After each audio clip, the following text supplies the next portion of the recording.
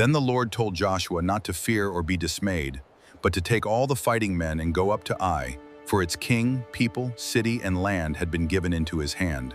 The Lord told him to do to Ai and its king what had been done to Jericho, except that this time the spoil and livestock could be taken, and an ambush was to be set behind the city.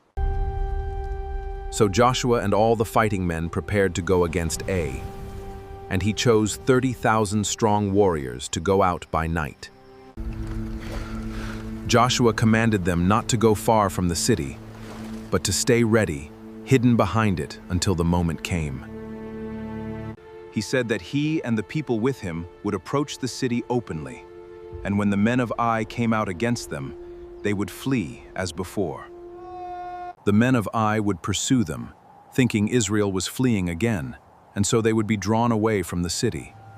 The strategy depends not only on movement, but then the ambush would rise from its place, seize the city, and set it on fire, because the Lord had given the command.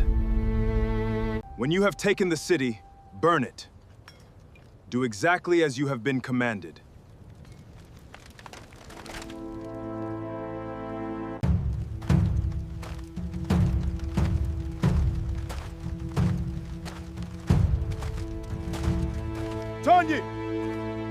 Joshua had taken about 5,000 men and set them in ambush between Bethel and Ai on the west side of the city.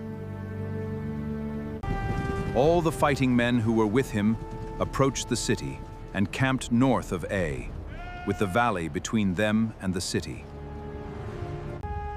So Joshua sent them out, and they went to the place of ambush between Bethel and Ai, while Joshua remained with the people.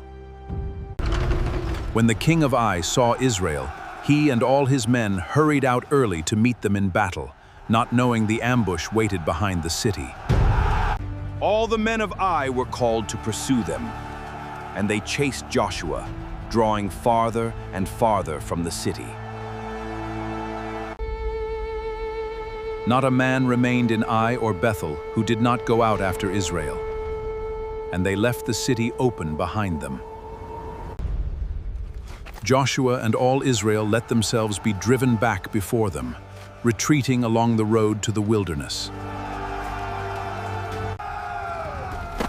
Then the Lord told Joshua to stretch out the spear in his hand toward Ai, because the city would be given into his hand. When the men of Ai looked back, they saw the smoke of their city rising, and they had no power to flee either way.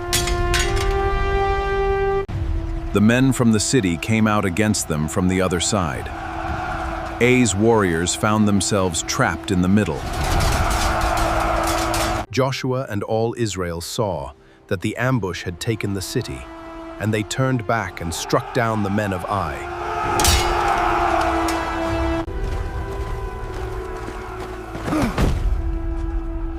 They captured the king of Ai alive and brought him before Joshua.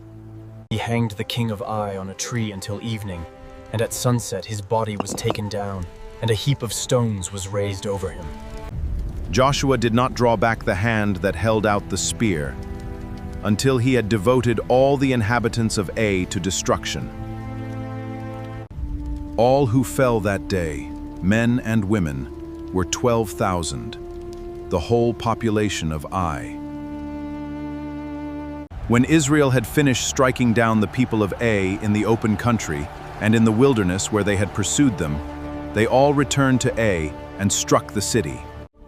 Then Joshua built an altar to the Lord, the God of Israel, on Mount Ebal. Only the livestock and the spoil of that city Israel took as plunder, according to the word the Lord had spoken to Joshua.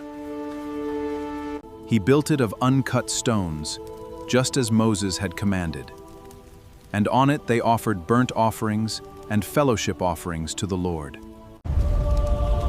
So Joshua burned Ai and made it a permanent ruin, a desolation to this day.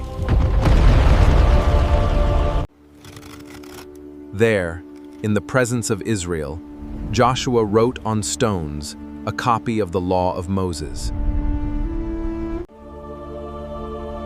All Israel stood on both sides of the ark, with elders, officers, half before Mount Gerizim and half before Mount Ebal. Joshua then read all the words of the law, the blessing and the curse, exactly as written in the book of the law. Ai was taken by strategy and obedience, but the chapter reaches its true summit in worship, remembrance, and the public reading of the covenant. Not one word that Moses had commanded was left unread before the whole assembly, including women, children, and the foreigners living among them.